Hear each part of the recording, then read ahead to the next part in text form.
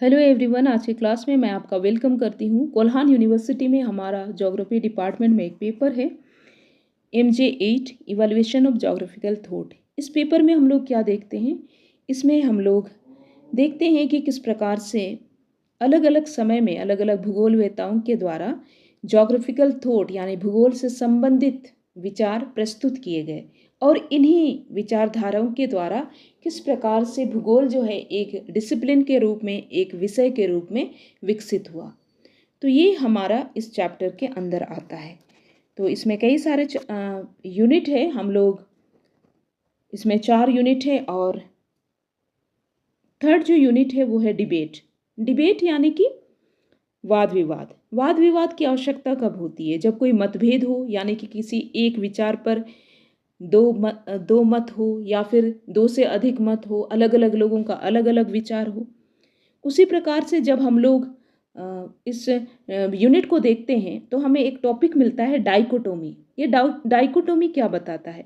इसका अर्थ है हिंदी में द्विभाजन, या इसको द्वैतवाद भी कहते हैं।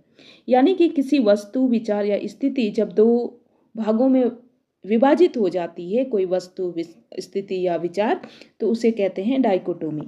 यदि हम लोग सब्जेक्ट के रूप में देखें तो किसी विषय का दो विरोधी या अलग अलग श्रेणियों में बंटना, और ये जो दो चीजें हैं वे एक दूसरे से विपरीत और अलग होती है, यानी अलग अलग दिशा में जाती है। तो ये चीजें हम डाइकोटोमी के रूप में देखते हैं और हमें 3 प्रकार की डाइकोटोमी देखना है। उसमें से जो पहला डाइकोटोमी है वो हमें मानव और पर्यावरण के संबंध के आधार पर मिलता है।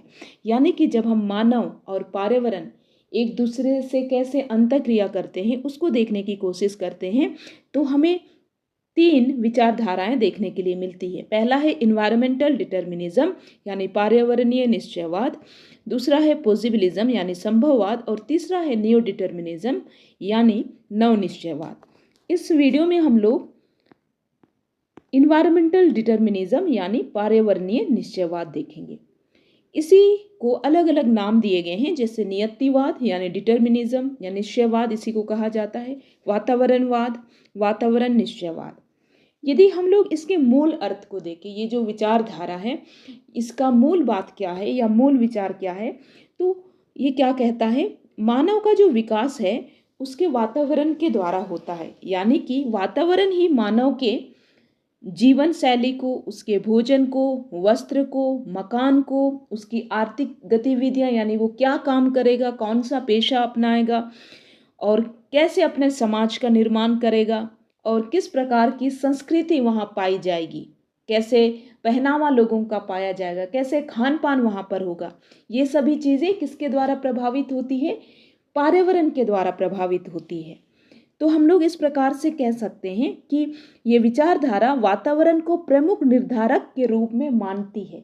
इसका कहना है कि वातावरण जो है वो ज़्यादा शक्तिशाली है और वो मनुष्य के जीवन को प्रभावित करता है। अगर हम लोग इसके प्रतिपादकों को देखें तो इसका जो विकास है हुआ है ये जर्मनी में मुख्य रूप से हुआ है, और इसे ये जर्मन विचारधारा जो है वहाँ से जन्म होती है। और इसमें जिन्होंने योगदान दिया है उसमें इमानुएल कांट हैं, हम्बोल्ट हैं, कार्ल रिटर हैं, फ्रेडरिक रैटजेल का मुख्य रूप से नाम आता है जो इसके प्रतिपादक भी माने जाते हैं। फिर कुमारी एलन सैम्पल और हर्टिंगटन और भी कई लोग हैं जिन्होंने इसे समर्थन दिया है। अगर हम लोग आगे देखें, यानी कि हम लोग इसको इस प्रकार से समझ सकते हैं, ये जो प्राकृतिक पर्यावरण है, जलवायु, मृदा, वाटर यानी पानी, या फिर उच्चावच, लैंडफॉर्म, ये चीज़ें क्या क्या करती, ये मानव को प्रभावित करती है। यानी मानव कैसी बस्तियों में रहेगा, इसको हम ऐसे कह सकते हैं कि मानव कैसे घर को बनाएगा। जैसे हम लोग इस चीज़ को देख सकते हैं कि जो भूकंप, जहाँ पर भूकंप वाला एरिया होता है वहाँ पर जो घर होते हैं वो अलग बनाए जाते हैं, वहाँ पर भूकंप रोधी मकान बनाए जाते हैं। तो यहाँ भी इसी प्रकार की बात हो रही है कि जलवायु जो है या फिर जो पर्यावरणीय परिस्थितियां हैं वो मानव के जीवन शैली को, उसके सेटलमेंट को, उसका पेशा को, उसके पहनावे को, उसके खान पान को प्रभावित करती है। आगे हम लोग देखते हैं, कुछ बातों को देखने की कोशिश करते हैं। यदि हम लोग इसके विकास को देखें, ये कैसे विकास हुआ, तो हमें ये देखने के लिए मिलता है कि जब हम लोग थोड़ा सा प्राचीन काल में जाएंगे तो हम इस बात को देखेंगे, जब बहुत ही कम तकनीकों का विकास हुआ था, तब हमें क्या देखने के लिए मिलता है, मनुष्य जो है वो प्रकृति की कृपा पर आश्रित था। यानी जैसे उसे मिल जाता था उन्हीं चीज़ों पर वो निर्भर रहता था।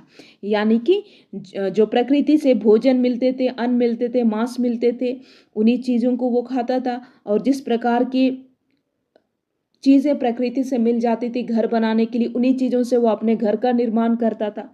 और फिर हम लोग ये भी देख सकते हैं कि किस प्रकार से जो प्राकृतिक प्रकोप होते थे, ज्वालामुखी उद्गार हो गए, भूकंप हो गए, बाढ़ हो गए, तूफान हो गए, इन चीज़ों से मनुष्य जो है भय रखता था। यानी इन चीज़ों से वो डरता था, और इसलिए वो क्या करता था कि इन चीज़ों की पूजा अर्चना किया करता था, या इन चीज़ों को देवी देवता के रूप में मानता था। यदि हम लोग विशेष रूप से भारतीय और यूनानी विचारधारा को देखें, या उनकी जो इतिहास है उसको देखें, तो हमें देखने के लिए मिलता है हिंदू धर्म में भी हम लोग सूर्य, अग्नि, वायु देवता, जल देवता, इन चीज़ों को देख पाते हैं।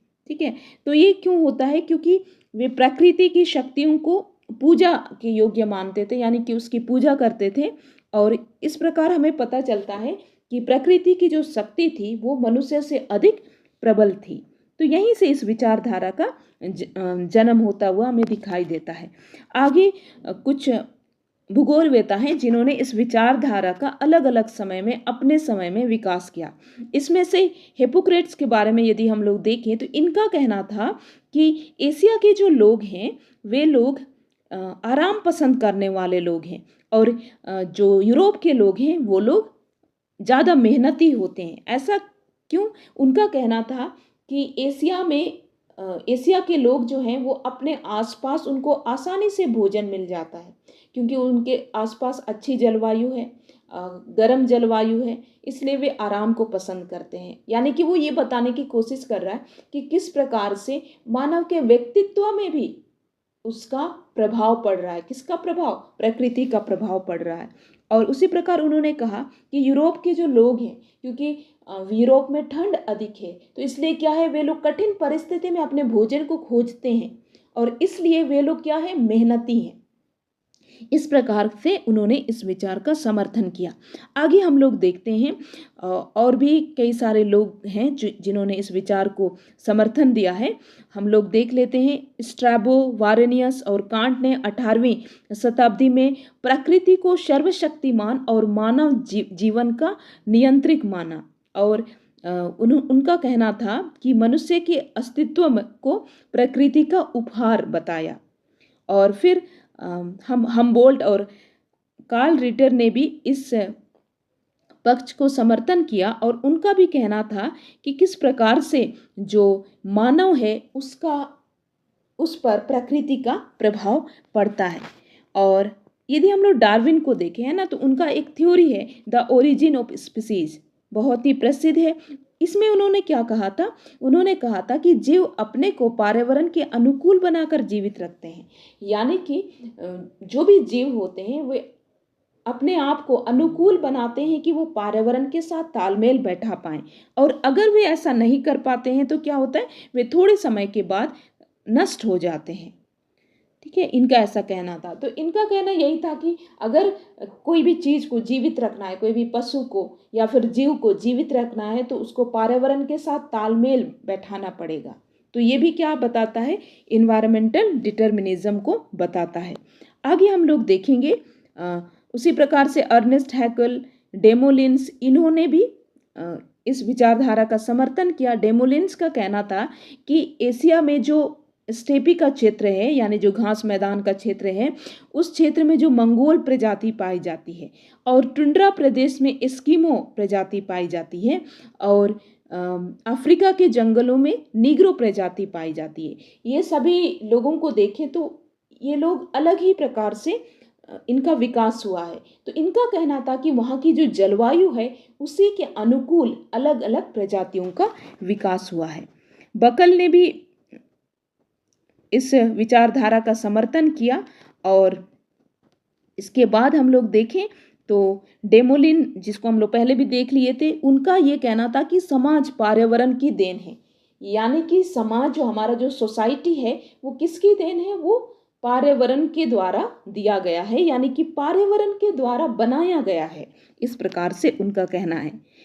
फ्रेडरिक रेडजेल के विचारों को यदि हम लोग देखें तो इन्होंने कहा था कि जो जनसंख्या है, जनसंख्या के वितरण में पर्यावरणीय दशाओं को इन्होंने पर्यावरणीय दशाओं का जो प्रभाव है उसको समझाने की कोशिश की। यानी कि किस जगह पर कितने जनसंख्या होगा, इसमें पर्यावरण का प्रभाव पड़ता है। जैसे आज भी हम लोग देखें तो हम इस बात को देख पाएंगे कि किस प्रकार से जो पहाड़ी क्षेत्र है वहाँ पर लोग अधिक नहीं पाए जाते हैं, क्योंकि वहाँ पर कृषि के लिए अनुकूल भूमि नहीं है। लेकिन यदि हम लोग मैदानी क्षेत्र को देखें, जैसे गंगा का मैदान हो गया, ठीक है, तो वहाँ पर हमें अधिक जनसंख्या में देखने के लिए मिलते हैं। यही कारण है कि एशिया में ज़्यादातर जो है मैदानी क्षेत्र पाए जाते हैं, और इसीलिए एशिया की जनसंख्या सभी जो महाद्वीप है उससे अधिक पाई जाती है। आगे हम लोग देखते हैं, यदि हम लोग एलन चर्चिल सैम्पल, जो कि फ्रेडरिक रैडजेल की शिष्या थी, इन्होंने भी नियतिवाद का प्रबल समर्थन किया।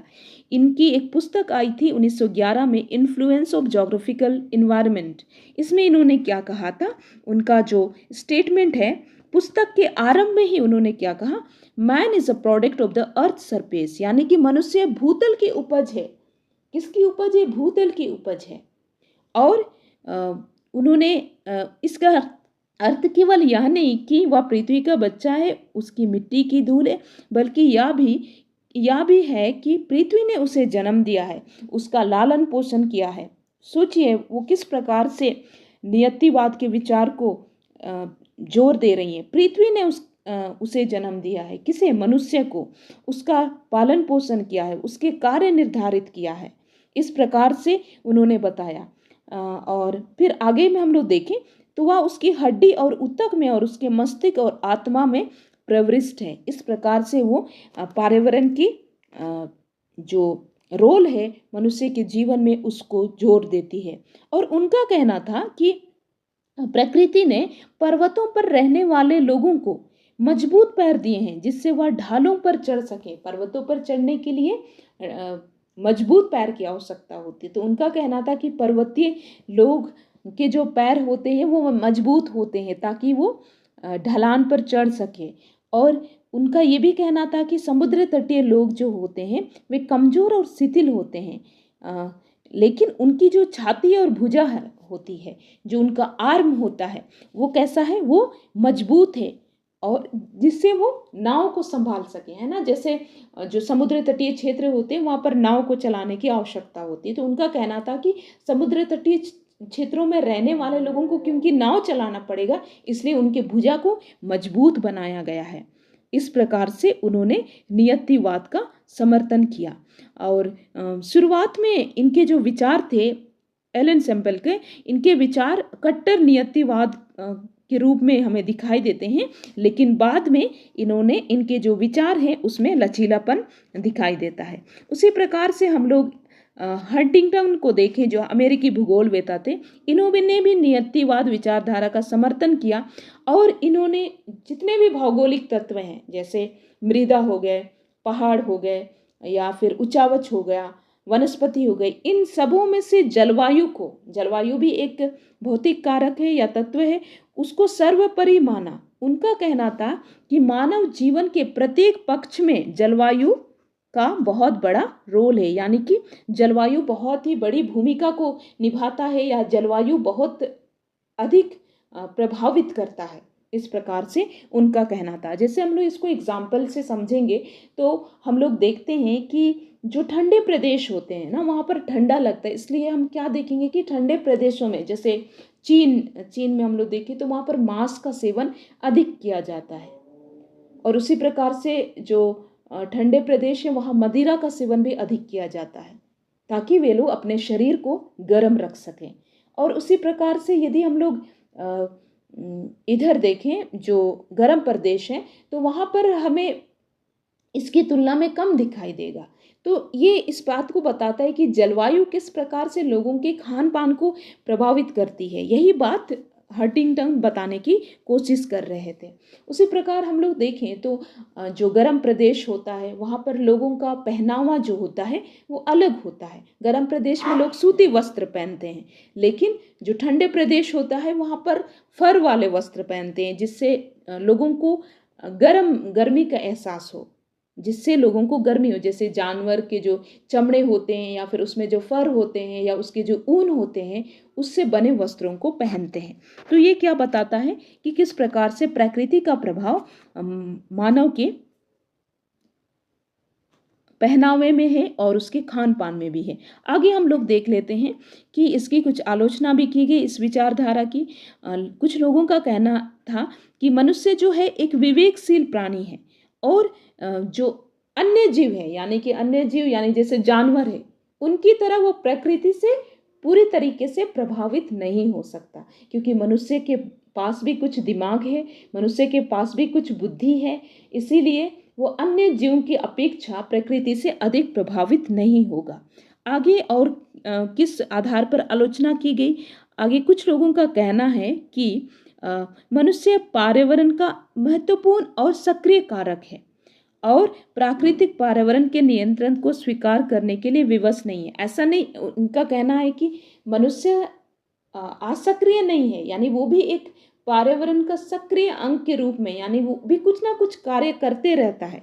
इसीलिए ऐसा नहीं है कि प्रकृति के नियंत्रण को वो पूरी तरीके से स्वीकार करेगा, लेकिन उसके पास बुद्धि है, कौशल है, क्षमता है, इसलिए वो प्राकृतिक दशाओं में भी अपनी आवश्यकता अनुसार परिवर्तन करता है। इस प्रकार से लोगों ने अपने विचार को प्रस्तुत किया। और वास्तव में आज हम लोग देखें तो मनुष्य जो है, हम लोग क्या देख रहे थे? हम लोग इस बात को देख रहे थे कि किस प्रकार से पहाड़ी क्षेत्र में या भूकंप वाले क्षेत्र में घरों को बनाना कठिन होता है, लेकिन अभी क्या हो रहा है? टेक्नोलॉजी की सहायता से, तकनीकों के मदद से, बुद्धि की सहायता से लोग वैसे जगहों पर भी आवास का निर्माण कर रहे हैं और वैसे जगहों पर भी रह रहे हैं। तो इन आधार पर आलोचना की गई। इसके अलावा और क्या आलोचना की गई? ये भी आलोचना की गई कि जो समान जलवायु वाले क्षेत्र हैं, ठीक है, जैसे हम लोग देखें तो भूमध्य रेखीय प्रदेश में हम लोग को मिलते हैं कुछ क्षेत्र, जैसे अमेजन बेसिन का क्षेत्र जो दक्षिण अमेरिका में है, और कांगो बेसिन का क्षेत्र जो अफ्रीका के क्षेत्र में है, और पूर्वी द्वीप समूह जो हमारा इंडोनेशिया, जावा, सुमात्रा वाला क्षेत्र है। तो इन क्षेत्रों को देखें तो ये अधिक विकसित दिखाई देते हैं, जबकि अमेजन बेसिन और जो कांगो बेसिन के क्षेत्र हैं वहाँ पर अधिक विकास नहीं हुआ है। तो हम लोग क्या देख रहे हैं कि ये भौगोलिक रूप से समान है, यानी कि भूमध्य सागर वाले क्षेत्र, भूमध्य सागर नहीं, भूमध्य रेखीय वाले क्षेत्र हैं, तो वहाँ पर अधिक गर्मी पड़ती है, साल भर वर्षा होती है। इस प्रकार का सिचुएशन सब जगह है, लेकिन फिर भी पूर्वी द्वीप समूह जो है वहाँ पर अधिक विकास हमें देखने के लिए मिलता है, जबकि अमेजन बेसिन और कांगो बेसिन में विकास कम दिखाई देता है। यानी इनका जो आलोचक है उनका कहना है कि समान भौगोलिक दशा होते हुए भी मनुष्य जो है अपनी क्षमता से किसी क्षेत्र का अधिक विकास कर सकता है। समकालीन प्रासंगिकता, यानी कि वर्तमान समय में ये कितना इम्पोर्टेंट है या कितना प्रासंगिक है, इसको भी हम लोग देखने की कोशिश करते हैं। यदि हम लोग देखें तो क्योंकि वर्तमान समय में हम लोग को बहुत सारी चीज़ें देखने के लिए मिलती है, तकनीकों का विकास हो रहा है, इस कारण से इसकी जो प्रासंगिकता है वो कम होती जा रही है। जैसे हम लोग देखते हैं मनुष्य जो है कई प्रकार के कृषि, फसल या बीज या पौधे या पशु को एक प्रदेश से ले जाकर के दूसरे प्रदेश में लगाता है। यानी कि पहले ऐसा था कि एक प्रकार के बीज जो है किसी एक विशेष क्षेत्र में ही हो सकते थे, लेकिन अब मानव ने इतना विकास कर लिया है कि किसी एक विशेष प्रकार की प्रजाति के पशुओं को या फिर बीजों को वो दूसरी जगह में भी लेकर जा सकता है और वहाँ पर उसका विकास कर सकता है, वहाँ पर उससे अपना काम आसान बना सकता है। से यदि हम लोग देखें तो वर्तमान समय में भूतल में जितने भी खेत, बगान, ग्राम, नगर, सड़क, रेल मार्ग, कारखाने बनाए गए हैं, ये क्या हैं? ये प्रकृति से प्रदान किए हुए नहीं हैं, लेकिन जो मनुष्य है उसने प्रकृति को काट छांट करके अपने कार्यों को वहाँ पर किया है, और इसी का परिणाम है कि जितने भी मानव निर्मित जितने भी काम हैं रेल मार्ग के रूप में, कारखाने के रूप में आज हमें दिखाई देते हैं। तो इस प्रकार से हम कह सकते हैं कि वर्तमान समय में, क्योंकि तकनीकियों का विकास हो गया है, वैज्ञानिक युग है और कई सारे कार्यकलाप आ गए हैं मनुष्य के जीवन में, तो इस कारण से जो प्राचीन और कठोर नियतिवाद की सार्थकता है अब समाप्त हो चुकी है और हम लोग इससे आगे बढ़ चुके हैं। हम लोग इस बात को आज देख पाते हैं कि किस प्रकार से मानव पूरी तरीके से प्रकृति के नियंत्रण में नहीं है, लेकिन मानव भी अपनी क्षमता से बहुत सारी चीज़ों को कर सकता है। आई होप ये आपको क्लियर हुआ होगा। नेक्स्ट क्लास में हम लोग पॉजिटिविज्म देखेंगे।